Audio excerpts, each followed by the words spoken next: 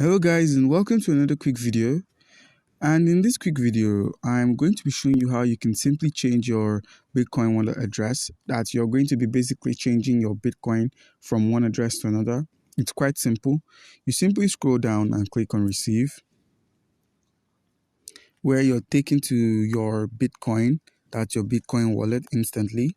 And here you simply click on this rotating icon right here. Once you've clicked on this, it means you are generating a new address. As you can see, your old addresses will still continue to receive crypto even if you generate new ones. All addresses are available on Coinbase.com.